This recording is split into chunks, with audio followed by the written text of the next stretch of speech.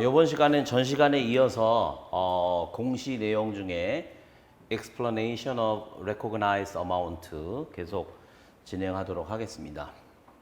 여기 이제 100, 드디어 이제 100으로 왔네요. 그죠? 계속 그 132까지 있어서 이제 공시가 상당히 이제 내용이 사실 깁니다. 어쨌거나 이제 100으로 들어왔습니다. 기업은 또 나오죠. reconciliation을 공시를 하는 것으로 한다. 언제? 그 오프닝 기시부터 클로징 기말에서의 밸런스, 그죠? 그 밸런스 그로부터의 그 밸런스 다음 각 항목에 대해서 별도로, 그죠? 기시 금액, 기말 금액 이런 부분들을 다음에 대해서 별도로, 그죠? 분리해서 이렇게 어떤 그 숫자 정합성 레포트 숫자가 어떤 식으로 기시에 시작돼 가지고 기말에 어떻게 이르게 됐는지에 대한 공시 내용들을 제공해야 된다. 이런 얘기예요. 첫 번째는 순자산, 아니 순부채 혹은 순자산. 뭐예요? remaining coverage component. 그러니까 이제 어떻게 보면은 우리 왜 subsequent measurement에서 liability for remaining coverage 그랬죠? 그래서 이제 LRC라고 이야기를 했어요. 그래서 보고 기간 말 시점으로 봤을 때 그룹 오브 컨트랙트에 앞으로 남아 있는 remaining coverage 부분의 컴포넌트, 이 컴포넌트를 그거를 각각이니까 그 순 부채 자산 금액 그 부분에 대한 reconciliation 숫자 정합성에 대한 거를 공개해야 된다. 근데 뭐는 그 제외하느냐? 만약에 로스 컴포넌트가 있다 그러면 어너러스 컨트랙트였든지 아니면은 어너러스 컨트랙트화 됐다고 하면 LRC 미래 리메이닝 커버리지 부분에 대해서 로스 컴포넌트는 제외한 그런 LRC 컴포넌트 리메이닝 커버리지 컴포넌트의 순부채 자산 금액 이거에 대한 그 밸런스 기시기말의 밸런스 그거를 제공해야 되고 여긴 저긴 그 제외했으니까 로스 컴포넌트 별도로 공시해라. 이 부분 자체는 지금 이제 어너러스 컨트랙트 부분에서 뭐 거기서 이야기하는 거는 중간에 이제 non onerous contract가 onerous contract로 전환되는 경우 LRC가 그냥 전체로 있다가 바로 LRC에서 LRC 안에 로스 컴포넌트와 로스 컴포넌트를 제외한 LRC 그 부분을 만들었죠. 이제 그거에 대한 이야기예요. 그게 이제 예제 8번에서 나온 부분인데 이제 그 부분에 대한 거를 얘기하는 거예요. 그래서 그냥 쉽게 이렇게 이해하시면 될 것 같아요. 그러니까 기시 기말 금액으로 해서 내가 어떤 그 LRC 미래 자녀 보장 부채에 대한 그 추정치를 그게 어떤 식으로 기시에서 시작해서 기말의 숫자가 나왔는지를 공시를 하는데 그걸 로스 컴포넌트와 로스 컴포넌트를 제외한 LRC 안에서 그 금액을 분리해서 그거에 대한 정합성을 제공해야 된다. 그러니까 예제에서는 이제 간단하게 나와 있지만 실제 큰 형식으로 하이 레벨에서 형식으로 보면 그런 식으로 분리해서 나타내야 된다라고 하는 거예요. 이 부분은 이제 하나 들어가 있는데 그 뒷부분에 나올 거예요. 여기 앞에 이제 넣어놨다가 요 번역본까지. 그다음에 이제 세 번째는 뭐냐? 이제 LRC를 얘기했으니까 liabilities for incurred claim, 그죠? LIC가 되겠죠. 기 발생된 클레임에 대한 부채 금액 이것도 별도로 그 정합성을 그 공시를 해야 돼요. 이제 업계에서 이제 incurred claim 그러면은 사실 생보에서는 이게 별로 이렇게 숫자도 크지도 않고 일단 용어 자체도 좀 생소한 데다가 뭐 들으면은 이제 데피니션을 들으면 알겠죠. 손해보험에서는 굉장히 중요한 거고 그러니까 subsequent measurement에서 왜 LRC하고 LIC로 구분을 하잖아요. 그죠? 그래서 LIC에서는 그 프리미엄 알로케이션 어프로치 적용을 못 해요. 그래서 제너럴 메저먼트 어프로치에 의해서 이행 현금 흐름을 추정을 해요. 왜냐하면 이행 현금 흐름은 내가 추정을 하는 순간에 by definition 빌딩 블록 1, 2, 3를 합한 거는 by definition net inflow가 되면 미래의 이익이니까 CSM으로 가고 그죠? 이제 이니셜 메저먼트에서 그렇게 했잖아요. 그죠? 그리고 이제 그게 net outflow면은 손실이니까 바로 손실로 인식을 하고 CSM 0이 되고 라고 하는 건 이니셜에서 얘기했지만 subsequent에서는 이 incurred claim에 대해서는 다 여기 지금 CSM이 없는 이유는 그냥 이행현금으로만 이야기하는 거는 experience adjustment 과거 부분이니까 내가 그 incurred claim 쪽도 미래 현금 흐름이 있겠죠. 테일이 긴 게 있으니까 미래 현금 흐름에 대해서 내가 이행 현금 흐름을 동일한 기간에서 추정한 게 차이가 나면 그죠? 그 자체가 바로 그 CSM에 반영되는 게 아니고 바로 PL로 간다 이거죠. 그거를 이렇게 터트린다 얘기하더라고요. 그러니까 어디 담아놓지 않고 PL에서 바로 그냥 터트리는 거기 때문에 그 incurred claim 같은 경우는 이제 그런 특징이 있다고 다시 한번 제가 말씀드립니다. 그래서 어쨌거나 LIC를 또 별도로 이 숫자가 어떻게 기시에서 시작해서 기말에 어떻게 됐고 중간에 어떻게 변동됐는지에 대한 거를 공시를 하라고 돼 있어요. 여기 이제 나와 있는 게 여기 있죠. 제가 이제 말씀드렸는데 PAA를 적용한 5359-6970 요 이제 프리미엄 엘로케이션 어프로치에 대해서 이야기한 거기에서 그 규정한 요 방법론을 적용한 보험 계약 요게 적용된 보험 계약들에 대해서는 그 이제 앞에 문장에 나와 있죠. for 그런 계약들에 대해서는 기업은 별도의 reconciliation을 공시해야 된다. 뭐냐? The estimates of the present value of the future cash flow. 미래 현금 흐름의 현재 가치죠. 그럼 뭐야? 빌딩 블록 1, 2. 그것의 추정치를 공시해야 된다. 그 다음에 the risk adjustment for non-financial risk. 비금융 위험. 요거에 대해서 이제 아래에서 설명드렸죠.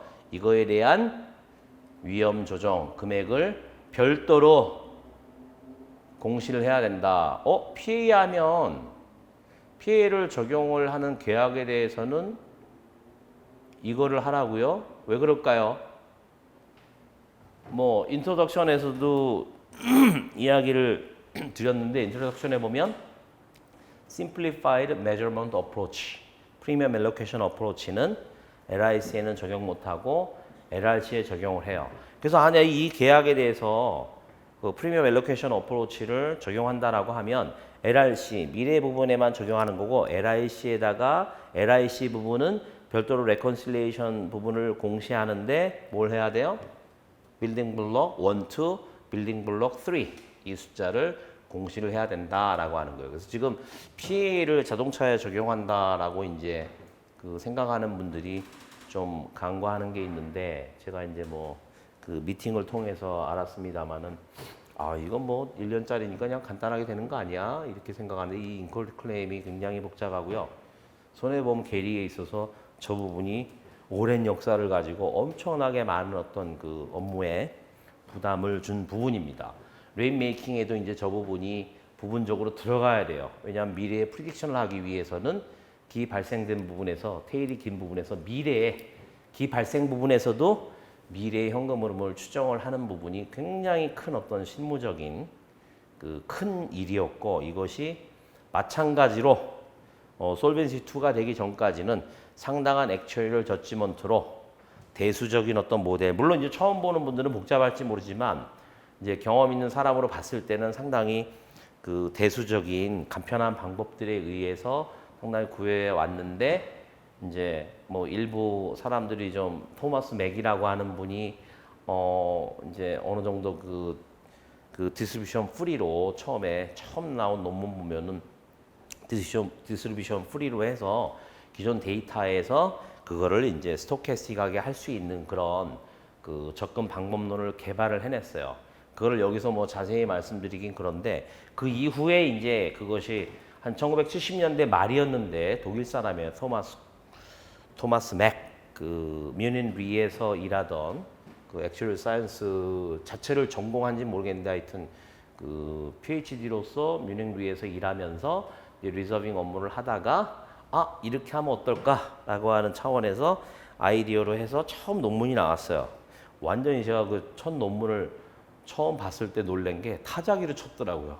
그러니까 아직도 이제 컴퓨터에 의해서 이렇게 뭐 그 워드를 쓴다든지 이런 게 없던 시절에 타자기로 해서 그 어려운 노테이션들을 막 쳐가지고 거의 그림 그리다시피 해가지고 쭉 논문 쓴 걸 봤는데 물론 나중에 이제 나이스하게 재발행이 됐습니다만은 그 이후로 그거를 근간으로 해서 점점 이제 그게 이볼브가 된 거죠. 그래서 소위 얘기하는 스토캐스틱 리저빙이 되고 솔벤시 2 2016년도 유럽에서 이제 시작할 때 거의 10년 이상이 뭐예요, 그죠? 2016년이니까 거의 한 뭐 30년 넘게 40여 년을 굉장히 이제 손해보험 쪽에 영역에서는 스토캐스틱 리저빙에 관련된 부분이 많이 나왔고 특히 이제 솔벤시 2를 앞두고 영국의 이제 액처리들이나 거기 이제 대학에서 가르치는 교수들이 스토캐스틱 리저빙 관련해서 굉장히 이제 획기적인 논문들이 많이 나왔어요. 그래서 지금도 많이 연구가 되고 있고 이제 IAEA의 모노그래프 중에 리스크 어드저스먼트가 있는데 그 리스크 어드저스먼트에서 이제 몇 가지 모델들 나왔을 때 우리가 생전 처음 들어보는 뭐 한국에서는 이제 전혀 생소한 거죠. 왜냐면 실무에서 전혀 안 써본 모델들이기 때문에 지금 이제 알고 있는 거는 뭐 그냥 대중적으로 이제 부스트래핑 하나 이제 랜덤 샘플링의 방법론을 적용을 해가지고 하는 어떤 스토캐스틱 리저빙이 있고 뭐 이제 제너럴라이즈 리니어 모델 GLM을 이용한 거 뭐 그다음에 이제 뭐 마르코프 체인 몬테카를로 이런 식으로 모델을 적용하는 경우 최근에 그다음에 이제 proportional hazard function 이렇게 이런 부분들을 다 적용한 모델들이 나와요. 실제 IA 모노그래프에 이런 부분으로 특히 이제 proportional hazard function 같은 경우는 이제 경제 이코노믹스에서 이제 지니 인덱스 있죠. 그 불평등을 나타내는 지수 여기에서의 방법론을 이용해서 어떤 이제 중국 사람이 그 모델을 만들었는데 제가 워터를 유학 갔을 때 이제 그 논문이 처음 나온 거를 거기서 이제 교수 처음 하려고 하는 PhD 학생분이죠. 중국 분인데 그분이 이제 손해보험 카스 있죠. Casualty Actuarial Society 여기에 이제 논문 현상에서 그게 당선됐다고 자랑했던 기억이 나는데 그것이 굉장히 이제 아이디어가 괜찮아서 쭉 이제 이어오다가 제가 알기로는 어쨌거나 하여튼 이 링컬드 클레임에 이거를 스토캐스틱하게 내가 미래를 프리딕션 할 때 이건 뭘 프리딕션 하는 거냐 하면 뭐겠어요, 그죠? 여기에 따라 보면은 미래에 내가 순 지급, 그죠? net payment loss, paid loss 금액에 대해서 내 스토캐스틱하게 추정을 하는데 그것이 이제 우리가 보통 얘기할 때 이제 테일이 얼마나 길고 금액들이 얼마나 있는가 해서 테일이 얼마나 thick하냐, thin하냐 뭐 이런 얘기도 나오고 테일 비헤이비어 뭐 이런 게 나오거든요.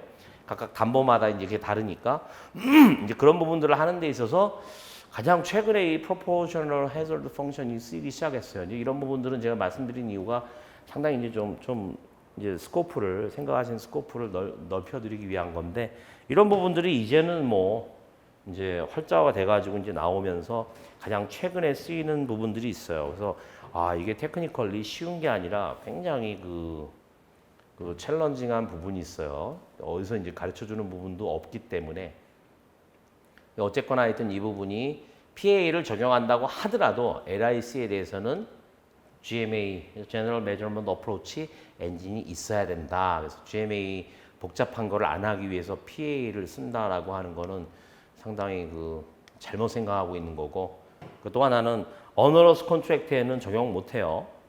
왜냐하면 프리미엄이라고 하는 부분은 앞으로 남아있는 부분이니까 사실은 뭐 우리가 예전에 생각할 때 unearned premium, 미경과 보험료를 배분하는 거하고 비슷하다라고 생각을 많이 하는데 이제 어너러스 컨트랙트 부분에서 이제 뭐 non onerous가 onerous 컨트랙트로 전환되는 경우에 어너러스로 만든다라고 하는 거는 기존에 있던 CSM을 다 갉아먹고도 마이너스가 나는 거 아니에요. 그죠? 그럼 바로 PL 가서 터트리고 LRC가 로스 컴포넌트와 로스 컴포넌트 아닌 걸로 분해가 되면서 이 로스 컴포넌트도 리버설이 생기는데 그 금액만큼 어떻게 또 부채 금액에 애드를 해줘야 돼요. 그죠? 그렇게 된다 그러면은 그거는 어너러스 계약에 대해서는 내가 소위 말하는 이제 앞으로 남아있는 보험료 이 부분만 가지고는 당연히 기준서에 비춰봤을 때는 liability amount를 underestimate 하는 거란 말이죠. 거기서는 분명히 로스 컴포넌트가 이거하고 더하게 돼 있잖아요. 그죠? 더하게 돼 있는 거 LRC 자체가. 그런데 보험료로만 보면은 이 부분이 전혀 반영이 안 돼 있단 말이에요. 그죠? 그렇기 때문에 그거는 적용할 수 없는 부분인데도 그냥들 하고 있는 회사가 있어서 제가 심히 우려되는데 나중에 다 뜯어 고쳐야 되겠죠. 그래서 뭐 이제는 제가 그런 얘기를 감히 합니다. 뭐 1년 전에는 이제 그 회사 가서 그렇게 얘기하면 이 사람들이 뜨악 할까봐 얘기를 못 했는데 이제는 뭐 날짜가 다가오고 그럼 고쳐야 돼요. 그래서 그런 부분들이 이게 그러니까 간단하게 이거를 문장을 이해하면 뭐 그렇게 될 수 있을 것 같지만 제가 이렇게 해설하는 그 동영상을 만들고 지금 한국 계리 사회에서도 이제 그 주니어 스텝들 물론 이제 나이 드신 분들도 좀 오던데 나이 들었다 하면 뭐 과장, 이장, 차장, 부장들도 가끔 오시긴 하는데 뭐 글씨도 안 보여가지고 제대로 해석이 되겠어요. 이게 복잡하고 어렵기 때문에 제가 이제 만드는데 문장 하나 자체 가지고도 상당히 이제 이해하기 위해서는 백그라운드가 많이 필요하다는 얘기죠. 그래서 결론적으로 하여튼 그 LIC, PA를 적용한다고 하더라도 적용해야 되는 기준이 엄격하고 to comply 해야 돼요. 이 스탠다드에 대해서. 그리고 또 하나는 아까 본 것처럼 LIC 이미 발생한 그 클레임에 대해서는 General Measurement Approach로 해야 된다. 다만 그 빌딩 블록 4인 CSM만 없는 거고 빌딩 블록 1, 2, 3인 이행현금 흐름, Fulfillment Cash Flow는 GMA에 의해서 계속 추정을 하는데 그것이 제가 봤을 때는 시스템 구축 차원에서는 간단한 게 아니라 엄청나게 복잡하다라고 하는 거를 지금 굉장히 길게 제가 말씀을 드렸어요. 굉장히 많은 경험과 지식 이런 것들이 필요하고 상당 정도 공부를 해야 되는 부분입니다.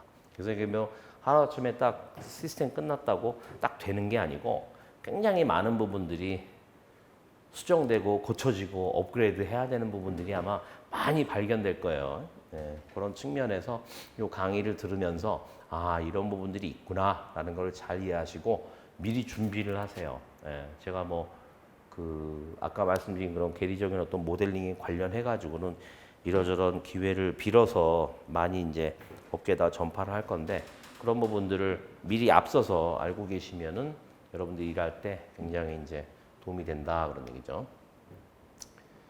요거 지금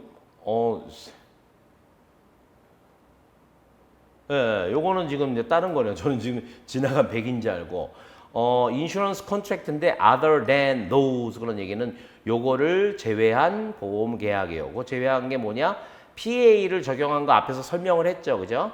근데 이렇게 또 자세히 써요. 또 PA에 대해서 얘기한 거 적용해 가지고 한 그런 계약들 those 인슈런스 컨트랙트 그거 말고 다른 인슈런스 컨트랙트 뭐예요? GMA를 적용한 계약에 대해서 기업은 또한 reconciliation 그죠? 기시 기말 또 이제 설명드리지만 그런 숫자 정합성에 대한 내용을 공시해야 돼요. 기시부터 기말까지 별도로 다음에 각각 항목을 뭐예요? Estimate of the present value of the future cash flow, building block 1, 2, 그죠? 그 다음에 Risk Adjustment, building block 3. 이거는 지금 General Measurement, PA를 적용한 게 아니니까 CSM까지 다 예제에서 보여드린 것처럼 예제 보면 그렇게 돼 있잖아요, 그죠? 빌딩 블록 1, 2 합한 거, 그 다음에 RA, 3, CSM까지 해서 기시기말로 이렇게 쭉 나오는 거지. 뭐 내가 보호 기간에 뭐 측정해가지고 이렇게 하는 게 아니란 말이야. 아니 그러니까 그렇게 측정해가지고 하지만 CSM은 항상 최초 시점에 CSM에서 출발해가지고 금액이 어떻게 변동되는지를 보는 거 아니에요, 그죠? 이익으로 나올 거 나오고 또 측정된 어떤 그 이행 현금흐름에 따라서 변하고 하는 예제를 보셨잖아요. 이게 굉장히 하이 레벨이고 간단한 일러스트레이티브 example이지만 이런 내용들을 다 담고 있는 거예요. 그래서 그 부분 자체가 예전하고는 다른 거죠. 예전에도 뭐 기시기말 하지 않았어요. 그렇지만 이건 뭐 안에 내용들을 지금 이제 쭉 들으셨으면 엄청나게 다른 겁니다. 어쨌거나 빌딩 블록 1, 2, 빌딩 블록 3, 빌딩 블록 4 이 부분을 각각 GMA를 적용한 계약은 그 공시를 하라 그런 얘기예요. 이제 100일에 위에서 얘기한 PA를 적용한 경우 LRC에 대해서 PA를 적용한 경우에 LIC 그 다음에 General Measurement Approach를 적용한 경우에 뭐 Reconciliation 레포트를 뭘 해라라고 하는 이렇게 규정한 Reconciliation 숫자 정합성 보고의 목적은 다음의 거를 제공하기 위한 거예요. 서로 다른 유형의 정보, 그죠? Insurance Service Results. 인슈런스 서비스 리졸트라고 하는 건 인슈런스 컨트랙트의 본질적인 내용이에요. 그죠? 계약에 의해서 내가 그 커버해주는 담보하는 인슈런스 리스크 관련된 거니까 그 보험회사에 대해서 평가할 때는 그게 주 내용인데 그거에 대한 인슈런스 서비스 리졸트의 이거에 관한 정보의 다른 유형들 그죠? 그러니까 여러 가지 유형의 정보 인슈런스 서비스 리졸트에 대한 다양한 어떤 유형의 정보를 제공하기 위한 것이다. 레컨실리에이션이 기업은 별도로 공시해요. 또 이런 어떤 레컨실리에이션에 대해서 뭐냐 100 있죠.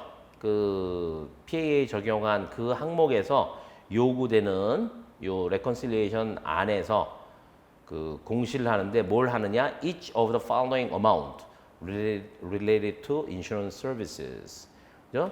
그 인슈런스 서비스 여기도 인슈런스 서비스 리졸트 나왔잖아요. 그죠? 인슈런스 서비스와 관련된 다음에 각각의 금액에 대해서 100절에서 요건, 100절의 요건과 요건에 비춰봤을 때 그런 숫자 정합성 레포트에서 별도로 다 공시해야 된다라고 하는 첫 번째 인슈런스 레버뉴죠. 인슈런스 레버뉴 보험 수익. 그래서 우리 그 일러스트레이티브 example에서 봤다시피 그 이제 그 이렇게 각각 빌딩 블록별로 그 레컨실리에이션 보여주는 거 이외에 또 PL 스테이트먼트 손익 계산서 상으로 이제 그 인슈런스 레버뉴를 따질 때 그 두 개 금액 서로가 딱 맞아야 된다 그랬죠. 그래서 첫 번째 인슈런스 레버뉴 보험 수익에 대해서 별도로 나타내야 되고 두 번째는 인슈런스 서비스 익스펜스. 그러니까 여러분들이 인슈런스 서비스 레버뉴라 안 그러고 인슈런스 레버뉴 그냥 그러는 거예요. 그거는 인슈런스 서비스 관련된 레버뉴지 다른 부분에서 레버뉴 아니라고 이해하시면 돼요. 다시 자꾸 강조하는데 인슈런스 서비스 익스펜스 이것도 보험 커버하는 그 인슈런스 리스크에서 나온 익스펜스. 클레임이 대표적인 어떤 익스펜스예요. 별도로 보여줘요. 그러니까 요 안에서 또 인슈런스 서비스 익스펜스인데 별도로 따로 구분해서 보여줘야 돼요. 뭐를? incurred claims. 그죠? 그래서 뭐 생명보험에서는 뭐 예로 드는 게 어떤 정해진 금액을 페이스 어마운트 정해진 금액을 주잖아요. 그죠? 그래서 incurred claim이 약간의 그 타임 렉이 있을 거 아니에요. 보고해 가지고 뭐 좀 조사하고 주는데 그 중간에 보고가 딱 받았어. 그럼 우리는 그걸 이제 지급비금이라고 하고 나름대로 생보에서 얘기하는 리저브라고 볼 수 있는데 어쨌거나 발생한 금액을 세퍼레이틀리 보여주래요. 근데 인베스트먼트 컴포넌트를 제외하래요. 그죠? 인베스트먼트 컴포넌트에 대해서는 그 이제 지금 현재 조금 있으면은 이제 거기에 대한 의견을 받고 내년 6월에 이제 확정할 건데 인베스트먼트 컴포넌트에 대한 데피니션이 바뀌었어요. 그래서 업계에서 긴장하고 있다가 지금은 그냥 그 어느 정도 좀 안정이 된 것 같은데 인베스트먼트 컴포넌트 금액이 있다면 그거를 제외해서 incurred claim 이 부분을 별도로 보여줘야 되고 또 the other incurred insurance service expense 그죠? 그러니까 이제 그 생보에서는 그런 용어를 쓰는지 모르겠는데 이제 오버헤드 말고 그러니까 이제 loss adjustment expense 우리말로 뭐 손해 사정 비용 이렇게 이야기를 하는데 그 중에서 이제 allocated loss adjustment expense라는 게 있어요. unallocated loss adjustment expense는 이제 ULA 이래 가지고 이제 오버헤드죠. 클레임 보상 쪽에 사람들의 월급이나 뭐 사무실 비용 뭐 이런 거 각각 그러니까 allocated, unallocated 차이는 각각 인디비주얼한 클레임들이 있잖아요. 그죠? 거기에 할당돼서 배분될 수 있는 게 ALA라 그래서 캐나다에서 제가 주니어 때 일을 할 때는 ALA도 incurred claim처럼 그 extraction 데이터에서 나와요. 각 클레임별로 그렇게 입력하게 만드니까 그러면 그걸 가지고 이제 동일하게 그 부분도 똑같이 paid하고 outstanding 따져가지고 최종 ultimate ALA를 추정하는 거를 했었어요. 큰 회사 일할 때. 그래서 이제 그 부분을 여기서는 이야기하는 거예요. 그것도 별도로 해야 돼요. 여기 공시하라 그랬으니까 별도로 공시해야 돼요. 그러면은 한국의 경우는 이럴 수 있어요. 아유, 내가 뭐 하나 이렇게 조사 나가가지고 그 비용 쓴 거를 뭐 예를 들어서 이 건이 소송이 걸렸다 그러면 그거는 그 건에 대한 거다 이렇게 입력할 수 있지만 내가 한 두세 건을 처리하러 갔을 수도 있잖아요. 그죠? 그래서 이걸 어떻게 배분해 넣느냐? 배분해서 안 넣는 회사들도 있을 거 아니에요. 그죠? 제가 실제로 이제 한국에 어떤 회사 일할 때 배분을 안 하더라고요. 그런 경우는 데이터를 100% 신뢰할 수 없기 때문에 저것도 마찬가지로 이제 어떤 식으로 배분할지에 대한 거를 따로 또 정해야 되겠죠. 그러니까 사실 뭐 차세대 기관계 이제 이야기를 하는데 시간이 많이 소요되지만 뭐 모바일로도 하고 뭐 시간을 뭐 줄인다 이래가지고 막 저런 거를 생략할 수 있지만 제가 캐나다에서 일할 때는 정말로 자세히 넣더라고요. 클레임 어드저스터들이. 그래서 제가 한번 차 사고가 나서 내가 다니는 회사에 그 이제 보고를 했는데 전화로. 그런데 이제 그 기관계에 들어가 보니까 그거를 이제 디스크립션 항목에 보면은 내가 얘기한 거 쫙 정리해서 타이핑을 했더라고요. 뭐 어디 뭐 몰에 들어가다가 우회전을 하는데 뭐 길이 미끄러워가지고 뭐 쫙 스키드해서 옆쪽을 쳤다, 막 딴 차 부딪혔다, 막 너무나 자세하게 막 넣어놓고 이렇게 입력하도록 되어 있어요. 그러니까 무조건 시간을 줄여서 빨리빨리 넘어가게 안 하고. 그러니까 기관계에 어떻게 들어가느냐, 어떤 인포메이션이 정확히 들어가느냐 이것도 이제 차세대 이런 데 되게 중요한 거고 이런 내용들이 이제 좀 글로벌하게 어떻게 하는지를 보면은 저런 부분들이 있는데 제가 봤을 때 많은 회사에서 이거를 따로 이렇게 넣을 수 있는 데가 있을지 좀 걱정되고 그럼 그거에 대해 설명을 해야 되겠죠. 그죠? 내가 그러니까 각각의 인디비주얼한 클레임 레벨로는 이 금액이 안 돼 있고 좀 합쳐져 있다. ULA하고는 또 다른 얘기일 거 아니에요. 그죠? 그래서 그거를 뭐 배분한다든지 이런 식의 어떤 추가적인 데이터베이스 작업이 필요한 겁니다. 너무 이제 제가 자세한 걸 이야기를 하지만 어차피 이렇게 구분한 것 자체는 그렇게 하란 얘기거든요. 딱 별도로 지금 레콘실리에이션 그 공시에서 내용을 별도로 보여주라고 하니까 자 그래서 이제 거기가 이거고 그 다음에 이제 또 하나는 여기 나와 있는 것처럼 그 보험 취득 요거는 이제 어떻게 보면은 생명보험 관련된 거죠. 손해보험에서는 뭐 1년짜리인데 1년 퉁쳐가지고 하지 뭐 나머지 먼스에 대해서 뭐 에모타이제이션하고 이런 거 없습니다. 이거는 이제 롱텀 장기나 어떤 그 생명보험 한국으로 쳤을 때 외국은 이제 장기가 없으니까 그랬을 때 이제 그 에모타이제이션 각 연도별로 이렇게 쭉 배분해서 내가 그걸 상각을 하는 그런 보험 취득 현금 흐름 이것도 별도로 나타내야 돼요. 그 다음에는 또 changes 어떤 changes냐? 과거 서비스와 관련된 거. 이 과거 서비스는 뭐라 그랬죠? 인슈런스 서비스. 다른 게 아니고 내가 인슈런스 그 리스크가 발생을 해서 그거 커버해 준 거. 그래서 한번 그게 있는 그런 클레임이 이 계약에서 발생했다 그러면 거기에 관련된 현금 흐름은 다 패스트 서비스에 의한 거예요. 패스트 서비스하고 관련된 변동 따로 보여줘라. 즉 뭐냐? 이행 현금 흐름의 변동. LIC 관련된 그죠? 이미 발생한 클레임에서도 제가 미래에 현금 흐름이 생긴다 그랬죠. 이행 현금 흐름. 그래서 빌딩 블록 1, 2, 3가 생겨요.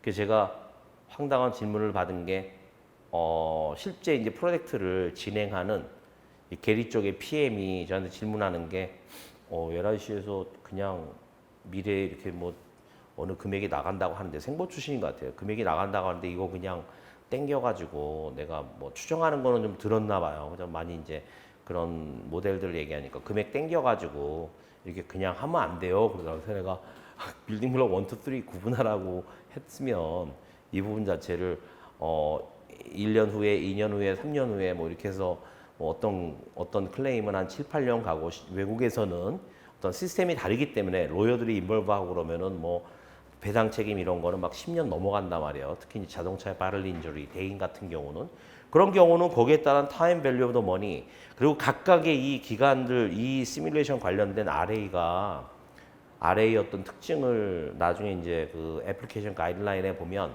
RA의 어떤 특성에 대해서 설명을 할 때 그런 것들을 다 구분해서 해야 된단 말이죠. 이게 바로 시스템인 거예요. 근데 그렇게 안 했다고 그래가지고 제가 충격을 먹었는데 뭐 충격이라기보다는 그냥 예상은 했죠. 왜냐하면 이제 그런 부분들 자체가 솔벤시 2에서는 굉장히 중요한 포션이고 그런 부분들이 가장 그 소위 말하면 이제 우리말로 하면 공수가 많이 들어간단 말이에요. 그걸 구축하는 것도 그렇고 그걸 운영하는 데 있어서도 그 부분에 대한 어떤 그 밸리데이션이 가장 오래 걸리는데 이제 그런 부분들 자체 그게 이제 LIC 요거예요, 요거. 이게 제가 딱 읽어봤을 때는 그냥 어휴 이게 이제 공시하는데 쉽지 않은 거죠. 예. 그래서 어쨌거나 하여튼 그런 부분들을 별도로 보여준다라고 하는 게 굉장히 중요한 거예요. 그래서 LIC 부분 자체도 그 예제에 보면은 그 나와 있잖아요. 근데 예제에서는 너무 간단하죠. 뭐 이게 뭐 인베스트먼트 컴포넌트 제외하고 얼마다 그러면 뭐 예상되는 거하고 지급한 거하고 그냥 떤떤 떨어져서 항상 0이 되잖아요. 그죠? 그렇지만 실제 시스템 상에서는 절대로 그럴 수가 없단 말이에요. 그죠? 그러니까 이렇게 이해하시면 돼요. 이게 1년짜리라고 하더라도 뭐 한 3개월 지났는데 3개월 동안에 얼마나 많은 어떤 자동차, 예를 들어서 자동차 클레임이 발생하겠어요. 그죠? 그럼 얘네들이 이 보험 계약은 앞으로 9개월 남아 있어서 보험 계약은 끝나지만 이미 책임 기간 내에, 인슈런스 커버리지 피리어드 기간 내에 발생한 거기 때문에 이게 7, 8년, 10년을 가면 이 발생한 클레임에서도 미래의 추가적인 현금 흐름이 나온단 말이에요. 특히 이제 클레임 아웃고가 나와요. 그럼 이 부분에 대해서도 GMA 메서드로, General Measurement Approach로 이행 현금으로 추정을 해야 돼. 이게 이제 가장 복잡한 거라 그랬잖아요. 그죠? 가장 어렵고. 그렇게 되면 그거 자체 빌딩 블록 1, 2, 3를 따로 추정을 해야 되는 거기 때문에 이거만 하나 보더라도 어우 이거 뭐 나중에 보면 나오겠지만은 각각의 클레임들을 담보별로 해서 최소한 나중에 나올 거예요. 최소한도 10년까지는 데이터를 다 제공을 해야 돼요. 우리 히스토리컬 데이터를. 그게 얼마나 거기에서부터 출발해서 한다는 얘기는 무슨 얘기냐면은 제3자 어떤 누구를 고용을 해서 예를 들어서 이제 그 제3자 검증을 할 때 미래에 이제 생기는 계리법인이 들어가면 뭐를 가져가겠어요, 그죠? 데이터 줘. 그렇게 공시에 나와 있는 하여튼 그 데이터가 있어요. 클레임 디벨롭먼트 트라이앵글이라고 하는데 그 데이터를 가지고 모델링을 해서 이 회사가 LIC에 대해서 이렇게 추정했구나라는 거를 검증을 할 거란 말이에요, 그죠? 그러면 그 시스템도 있어야 되고 거기에 대한 너지가 있어야 되는데 제가 봤을 때는 그거가 컴플라이언스 이슈가 나중에 이제 생길 수가 있어요. 그래서 그 부분 이제 강조를 드리고 또 하나는 뭐냐? changes인데 똑같죠 아까 that relate to 이번엔 future service예요. 즉 losses on onerous groups of contracts and reversals of such losses. 이게 이제 우리 onerous contract 그 GMA 안에 있는 거에서 이제 나왔잖아요, 그죠? 그래서 제가 이제 initial recognition에서의 measurement에서도 non-onerous와 onerous가 이제 illustrative example에 나와 있다 그랬죠. 그거는 이제 아예 최초부터 그냥 손실로 인식하고 로스 컴포넌트를 설정을 하는 거고, 왜냐하면 이니셜 시점에서 뭐 CSM은 0이고 로스 컴포넌트가 있다라고 하면 바로 PL에서 터트리긴 했지만 앞으로 미래에 이제 부채 부분으로 잡아놓는 거고, 미래에 대해서 그리고 이 로스 금액의 리버설 환입이 어떻게 되는지. 그러니까 항상 여러분들 이렇게 생각해요. 부채 금액이 증가하는 것 때문에 이거 큰일 아니야. 근데 어쨌거나 PL 측면에서 보면은 부채로 잡아놓은 것들이 내가 인슈런스 서비스를 제공함에 따라서 우리 앞에서 봤지만은 그 부채 금액이 다 인슈런스 레버니로 전환되잖아요. 왜냐하면 서비스 결과니까. 그래서 그런 부분들을 인식한다 그러면 어너러스 그룹에 있어서 이제 로스 컴포넌트를 셋업을 하고 LRC가 구분되는 거죠. 그 로스 컴포넌트 금액이 리버설이 생긴단 말이죠. 그래서 이제 이 부분에 대한 설명을 하나의 부채니까 수익으로 들어온다 이러지만은 한번 예제에서 보면은 한번 해놓고 나서 인슈런스 레버뉴에서 이제 리버설을 시키기 위해서 계속 까나간단 말이에요. 수익으로 나가는 부분에서. 그래서 이 부분은 이제 예제에서 설명드린 거를 다시 한번 되돌아가서 보시고 기회가 되면 제가 한번 다시 예제 부분들을 설명할 수 있는 기회를 가질 텐데 이거 이제 future 서비스 부분이고, 그래서 이제 아까 incurred claim에 대해서는 기존의 어떤 손해보험에서 reserving practice라 그래서 이제 해온 측면이 있는데 이제 future loss 이런 거죠.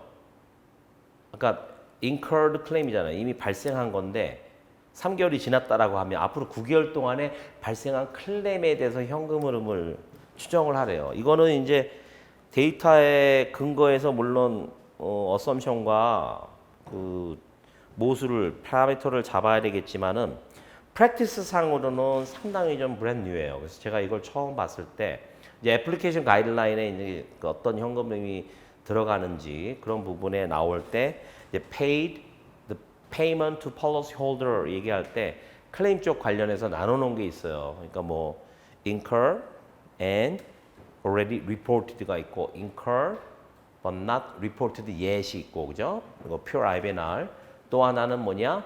future claims out of the group of contract that is in the contract boundary 그렇게 돼 있어요. 그러니까 그 그룹 오브 컨트랙트에 대해서 나머지 9개월 동안에 발생할 future claim에 대해서도 이행현금흐름을 추정을 해야 되겠죠. 그게 LRC예요. 그죠?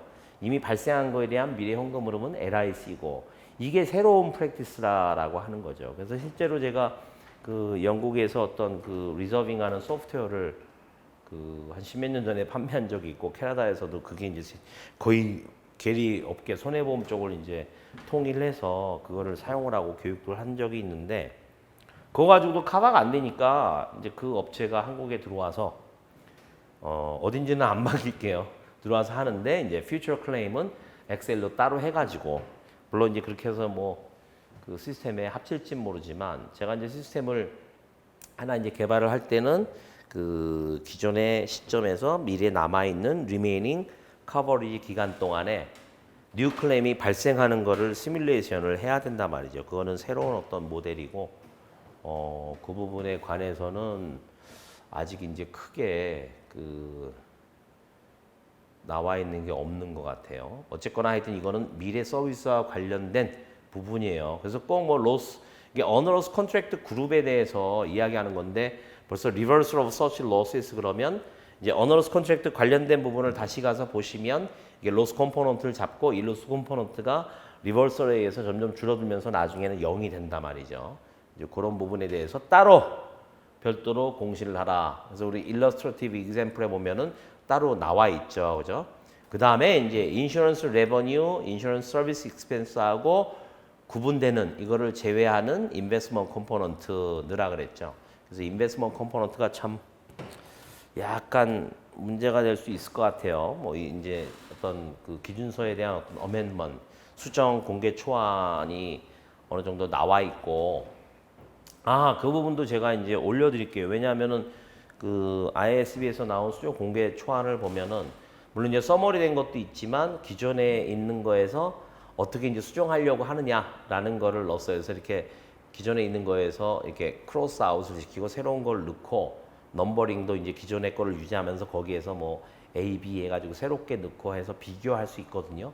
근데 이 내용을 기존의 거를 이해하지 못하는 상태에서 그거를 보면은 그냥 혼란스러워서 제가 아직 안 올렸는데 어쨌거나 그거를 이제 올려드릴 거고 근데 그거 자체가 이제 그 쭉 의견을 한 9월 27일까지 모아가지고 올해 내년 6월 정도에 이제 뭐 그런 거 한번 하면 신중하게 하거든요. 뭐 이제 또 그 질문서 가지고 그렇게 들어온 결과 가지고 또 정리해서 한번 뭐 TRG Transition Resources Group처럼 한번 더 이제 뭐 미팅을 한다든지 나라 대표를 뽑아서 그리고 또 이제 중간에 또 논의된 결과 가지고 한번 또 이제 질문서 내보내고 또 답 받고 뭐 세미나도 하고 뭐 여러 가지 이제 해가지고 내년 6월에 완성시키니까 우리가 뭐 그걸 딱 앉아서 기다릴 수는 없는 거죠.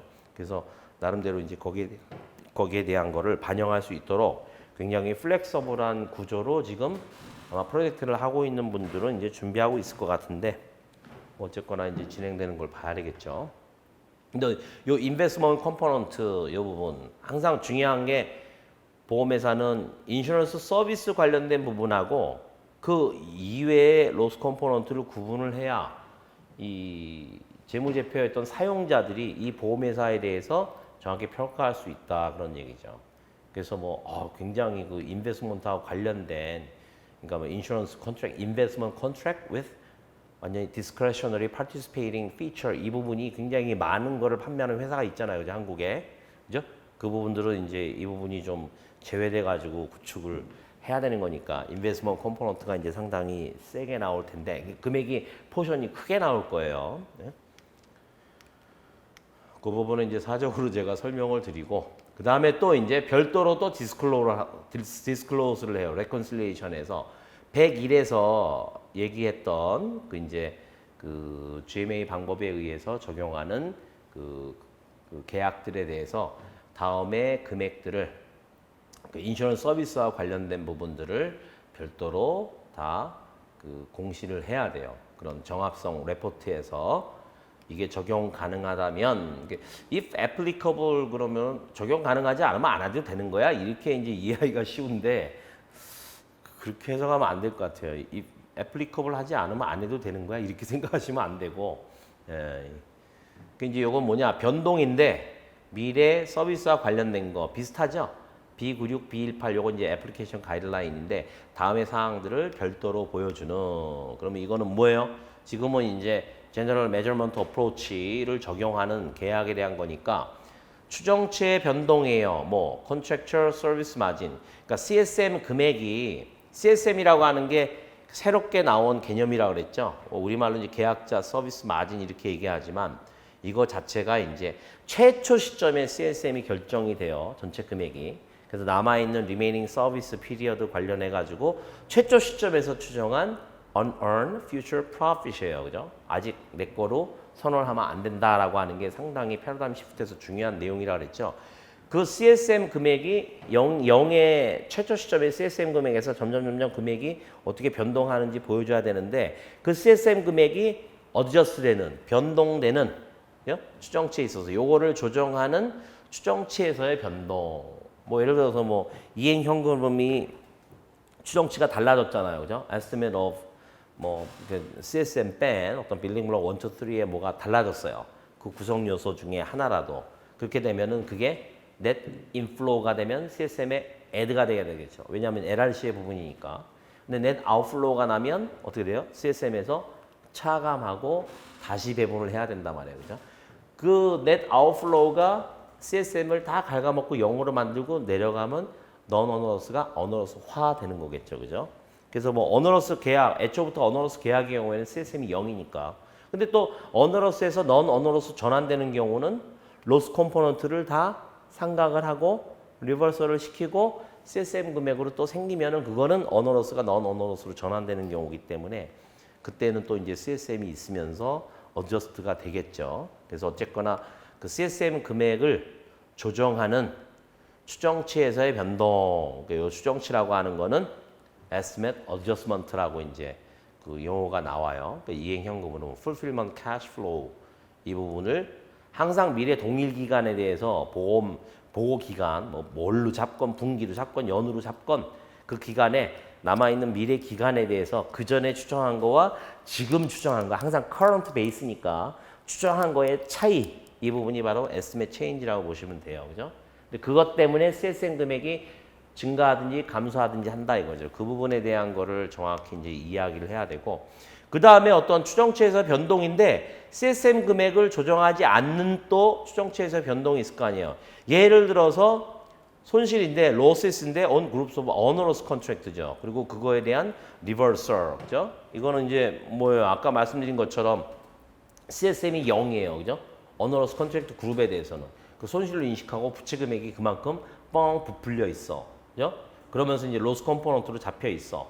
뭐 그런 경우에 이행현금흐름이 CSM으로 안 넘어오고 0이 되고 0이니까 아직도 0이 되고 그 다음에 밑에서는 뭐예요? 그냥 onerous contract 그룹이면서 그냥 로스 컴포넌트로 잡아놓은 거를 갉아먹는단 말이에요. 이걸 다 갉아먹고 금액이 오버돼야 그 다음에 CSM으로 얹어진다 그랬잖아요. 그래야 onerous가 non-onerous로 becomes, 전환되는 거라고 이야기를 했잖아요. 그죠?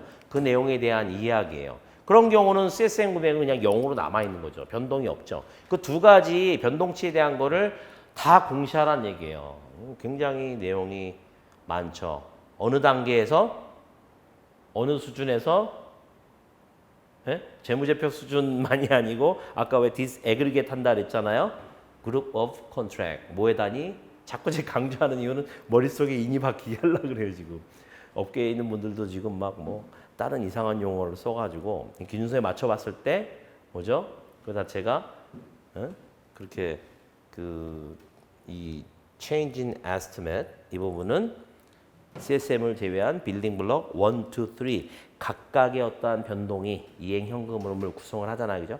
이행현금 흐름의 변동 그러면은 각각 빌딩 블록 1, 2, 3에서의 변동 동일한 미래 기간에 대해서 그 변동분이 넌 어너러스 경우에는 CSM의 금액을 조정하게 만들 거고, 그죠? 플러스 되거나 마이너스 되거나. 근데 어너러스 컨트랙트 그룹이야, 아예 처음부터. 그리고 보고 기간에 이미 어너러스 컨트랙트 그룹으로 전환됐어요. 그렇다는 얘기는 CSM이 0이에요, 그죠? 거기에서 어떤 변동이 CSM을 0으로 안 만들고 그 CSM은 아직도 0이고 밑에서 어떤 변동 금액이 나타났다라고 하면 그거는 CSM으로 안 가고 어떻게 돼요? 로스 컴포넌트를 갉아먹는 거예요. 리버설. 그래서 그 과정에 대해서는 이제 그 예제에서는 정확히 안 나와 있는데 이 부분에 대해서는 뭐 추가적으로 제가 한번 제가 만든 예제에서 설명을 드릴 수가 있을 것 같습니다. 중요한 건 CSM이 그 어드저스트 되느냐, 어드저스트 되지 않느냐라고 하는 거 구분해 가지고 하라 이거죠. 그러니까 그룹 오브 컨트랙트 자체를 어너러스하고 넌 어너러스로 구분하게 해놨기 때문에 그 각각에 대한 레콘실리에이션에 대한 공식 이거를 별도로 하라 그런 얘기겠죠. 그리고 이제 그 기간 동안에 레코그라이젠 최초 해당 기간 이게 피리어드라고 하는 거는 이제 보호 기간 기말이겠죠. 내가 이제 뭐 그 보호 기간을 잡을 때 그때 최초로 인식된 그런 금액의 효과. 그 우리 이제 지금 뭐 그 수정에서 뭐 애뉴얼 코호트라는 게 있어요. 기준서에서는 그런 표현이 안 나오는데 레벨 오브 애그리게이션에 보면은 그런 내용이 있죠. 그러니까 그 그룹 오브 컨트랙트로 묶는 기준 중에서 이 어떤 보험 계약의 시기, 그죠? 책임 기지 시기가 1년 이내의 것만 컨트랙트 그룹으로 편입시킬 수 있는 거예요. 그러니까 우리가 생각해 봤을 때 사실 뭐 한 분기 단위로 할 때 뭐 예를 들어서 이번 달에 들어온 계약 그룹을 딱 이니셜리 측정해 가지고 끌고 왔어요. 계속. 근데 그 안에서 한 달 후에 두 달 후에 어떤 다른 계약이 이거랑 유사해요. 그럼 얘를 합할 수 있다고 돼 있잖아요. 그죠?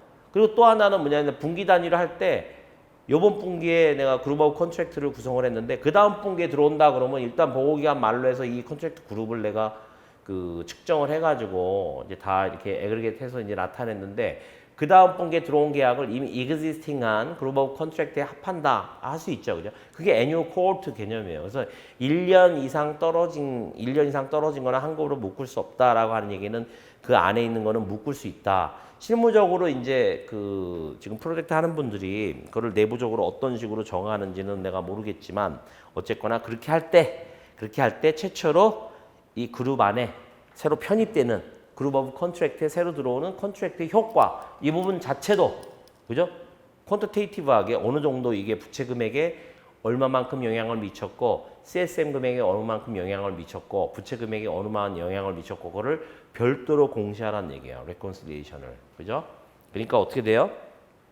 얘도 그러니까 기존의 그룹이 있고 새로 들어온 그룹을 여기다 합치잖아요. 그죠? 얘도 이니셜 시점에 측정한 걸로 이행용, 그러니까 빌딩 블록 1, 2, 3, 4를 다 측정을 해야 되겠죠.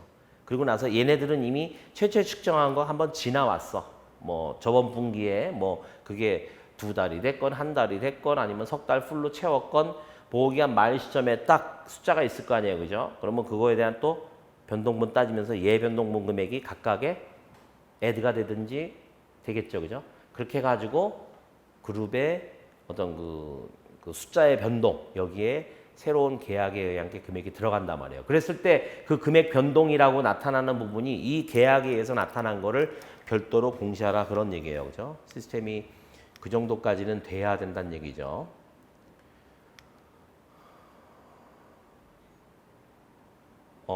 잠깐만요. 그리고 이제 요게 A가 이제 보면은 여기에 future service 관련된 거에 대해서 쭉 나온 거죠. future service. 그다음에 current service. current service와 관련된 거. 그것도 첫 번째 금액은 뭐냐? contractual service margin. 그러니까 수익으로 인식된 그런 CSM 금액의 그러니까 CSM의 금액. 요거 우리가 뭐예요? CSM이 이제 최초에 설정이 되고 뭐 그게 이제 보험 기간 말에 그 이제 최초 시점에서 배분을 해야 되잖아요. 그죠? 그러면은 뭐 그 자체가 이제 그 커버리지 베네핏 어마운트하고 남아 있는 리메이닝 커버리지 피리어드에 따라서 이제 배분을 할 텐데 그렇게 됐을 때 그렇게 수익으로 인식되는 CSM 금액 있을 거 아니에요, 그죠? 그래서 어떤 내가 서비스를 뭐 예를 들어서 그 이니셜 시점이 뭐 꼭 보고 기간의 시기는 아니지만 어쨌거나 뭐 한 두 달 남은 상태에서 이니셜 CSM이 나왔고 그 해당되는 나머지 그 두 달이 지나서 보고 기간 말이 되면 그 기간에 해당되는 인슈런스 서비스를 난 제공을 했어요. 클레임이 발생을 하면 내가 커버해 줄 거니까 그 부분만큼 CSM에서 인식으로 내가 PL로 뺀단 말이에요. 그렇게 그 이전에 따라서 반영된 손익으로 인식된 CS 금액 그 부분을 별도로 공시하라는 얘기죠. 커런트에 대해서. 그 다음에 또 하나는 non-financial risk에서의 RA 금액의 변동. 그죠?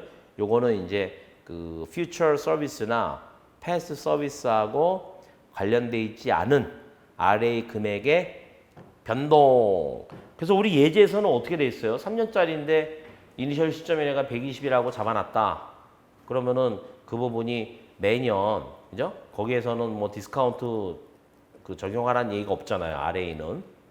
하나 이제 볼러틸러티를 퀀터테이티브하게 설정하는 금액이기 때문에 그 RA 자체가 계산되어지는 것이 바로 빌딩 블록 1, 2, 그죠? 디스카운트된 에스티메이트 이것의 어떤 디스트리뷰션을 가지고 하는 거기 때문에 RA 부분이 있는데 그거를 그냥 120일 때 40, 40, 40 해가지고 수익으로 빼잖아요, 그죠? 근데 만약에 RA 금액이 변동된다면 내가 추정하는 거 아니에요, 그죠? 그 최초 시점이 120이라고 했는데 그 다음에 한 보호기간이 지나갔어. 그래가지고 남아있는 2년에 대해서 추정을 했더니 그런 케이스가 있잖아요, 그죠? 남아있는 게 80이 아니라 바뀌었다. 그럼 그 RA 부분에 변동분, 그죠? RA에 있어서의 변동분 그것도 추가로 표시를 해라라고 하는 거예요. Experience Adjustment 용어가 나오는데 요거는 뭐죠? 이제 current 서비스 관련된 건데 그 아까 말씀드린 것처럼 최초 시점하고 이제 보호기간 말이 두 달이 됐어. 근데 최초 시점에서 내가 추정을 했잖아요, 그죠? 여기 보면은 그래서 뭐 현금 흐름 각각에 대해서 내가 추정을 했는데 두 달 지나고 나서요. 두 달 기간 동안에 얼마만큼 현금 흐름이 생길 거라고 추정을 했는데 두 달 지난 다음에 보니까 차이가 생겨요. 그죠? 에스티메이션이니까 차이가 생기겠죠? 다. 빌딩 블록 1, 2, 3가 다. 항상 커런 기준으로 하니까. 저때 커런 기준으로 했던 거하고 이니셜 시점에 지금 두 달 지난 보고기간 말에 커런 시점에 달라진 게 있을 거 아니에요. 그죠? 그걸 가지고 또 그 봤을 때 실제 일어난 거하고 추정과 실제 일어난 거하고의 차이 이걸 익스페리언스 어드저스먼트로 하고 이거는 그 커런 서비스이기 때문에 다 PL로 터트린다 그런 얘기죠. 그래서 그 금액에 대해서도 각각 별도로 이 항목에서 얘기하는 것처럼 별도로 표시를 해야 돼요. 그리고 또 하나는 여기 이제 그 과거 서비스와 관련된 변동분인데 예를 들어서 이행현금의 변동인데 incurred claim 아까 얘기했죠, 그죠? LIC에서의 그래서 이제 생보에 있는 분들이 약간 이제 이 개념이 익숙치 않은데 강조드리지만 LIC에서의 미래 현금 흐름 이 부분도 별도로 수정을 하는데 future remaining service하고 관련 없는 거예요. 내가 클레임 서비스는 제공하지만 우리가 인슈런스 리저브 아니 인슈런스 서비스 얘기하는 future 서비스를 얘기할 때는 클레임 관련된 거 뭐 펄러시 관련된 애드민 서비스 이런 건 얘기하는 게 아니에요. 그래서 계약에서 커버해주는 그 서비스를 얘기하는 거죠. 이미 발생한 거니까 그거하고는 상관없이 패스트 서비스 결과로 생긴 거고 얘가 현금 흐름이 손해보험에서는 어마어마하게 생긴다라고 하는 거를 다시 한번 강조드립니다.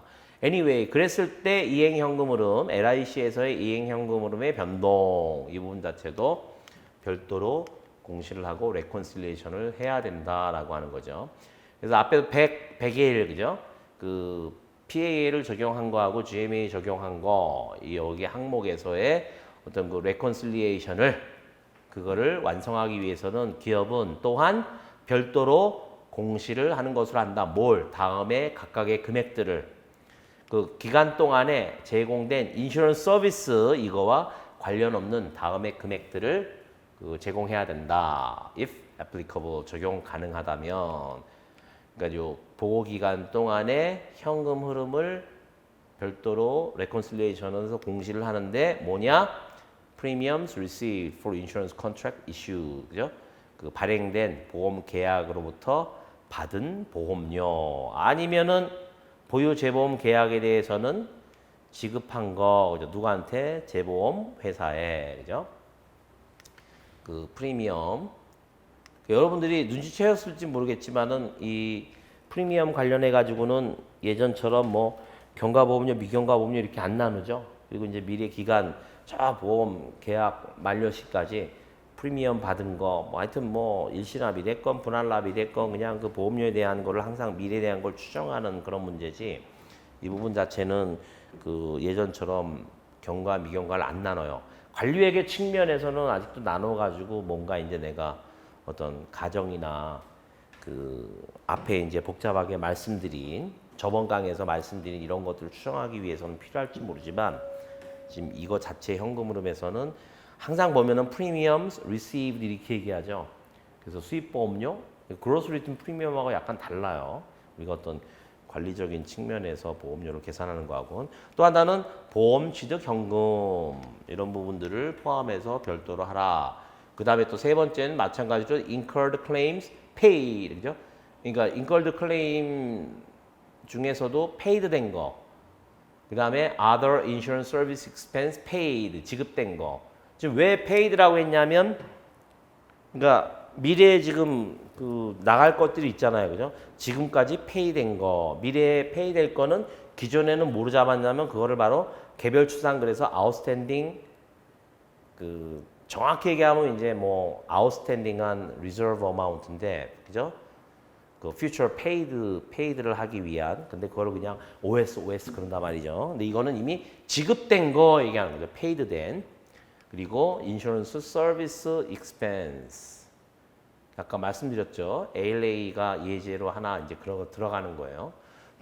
이거는 contract issued 관련돼서 혹은 recovered under reinsurance contract held. 우리가 100을 지불했는데 proportional로 예를 들어서 50%는 재보험자한테 리스크 미티게이션으로 트랜스퍼 시켰어요. 그럼 내가 100을 먼저 지불하고 나서 여기에서 50, 그죠? 50을 reimburse 한단 말이에요. 그렇게 받은 거, 그거를 recover 이렇게 얘기하죠. recovery 얘기한단 말이에요. 거기에서는 보험 취득 현금 흐름은 제외한다 그렇게 돼 있고요. 그 다음에 이제 그 reinsurance contract held 보유 계약 이거의 보유 계약의 발행자 그죠? 재보험자겠죠? 재보험자의 non-performance risk에서의 변동 이 부분도 별도로 넣으라 이거죠. 이거를 이제 뭐로 봐야 되냐면은 이제 솔벤시 2에서 이 재보험자가 디폴트가 날 수 있을 거 아니에요, 그죠? 파산하는 경우는 이제 리커버를 못하기 때문에 그거에 대한 위험이 있어요. 그리고 이제 솔벤시 2에서 그 이제 인터널 모델 이제 그게 나중에 이제 이코노믹 캐피털 모델로 불렸는데 그때는 디폴트 프로버빌리티만이 아니라 그 각각의 이제 크레딧 레이팅이 있잖아요, 그죠? 그래서 제가 레이팅 에이전시가 나중에 들어와서 하는 게 굉장히 중요한 거라 그랬어요.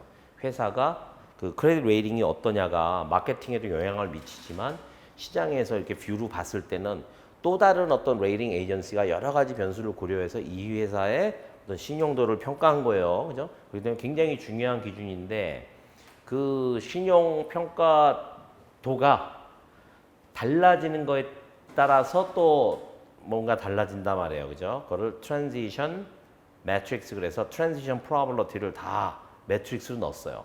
디폴트 프로버빌리티하고 같이 모델링을 넣어서. 그래서 그거에 의해서 이제 재보험 리커버리 된 금액 이거 자체를 따진단 말이에요. 왜냐하면 솔벤시 2가 at the end of the day 나중에는 net profit distribution 가지고 required capital을 계산하기 때문에 실제로 이제 리커버리 금액에 대한 스토캐스틱한 시뮬레이션을 할 때 요 그 크레딧 레이팅의 트랜지션 프로버빌리티하고 디폴트 프로버빌리티가 들어가게 돼요. 그래서 그거를 랜더마이즈 해가지고 이제 그 리커버리라고 하는 현금 흐름에 대한 스토캐스틱한 시뮬레이션을 하는데 어쨌거나 이제 그런 non 퍼포먼스 리스크에서의 변동의 효과 이 부분도 공시에 포함돼야 된다 이거죠. 그리고 또 하나는 이제 인슈런스 서비스 레버뉴 앤 인슈런스 서비스 익스펜스하고 그 분리해서 인슈런스 파이낸스 인컴 or 익스펜스도 별도로 해야 된다는 얘기예요. 그 다음에 이제 어디셔널 라인 아이템 우리가 왜 이제 재무제표에서 이렇게 나타낼 때 각각에 대한 라인 넘버들이 있잖아요. 앞으로 이제 그거를 그 임플리멘테이션 하는 회사들마다 이제 정할 건데 뭐 이제 그런 어떤 라인 아이템, 어디셔널한 추가적인 거 뭐 이게 필요할 수도 있다 이해하는데 뭐 그러니까 보험 계약에 순 보유 금액들이 있죠. 우리가 측정하는 그런 금액들에서 변동을 이해하는데 그 필요할 수도 있는 추가적인 라인 아이템도 다 나타내라라고 하는 거죠. 예. 그래서 이번 시간 여기까지 하고 또 다음 시간에 계속 이어서 요 explanation of recognized amount를 하도록 하겠습니다.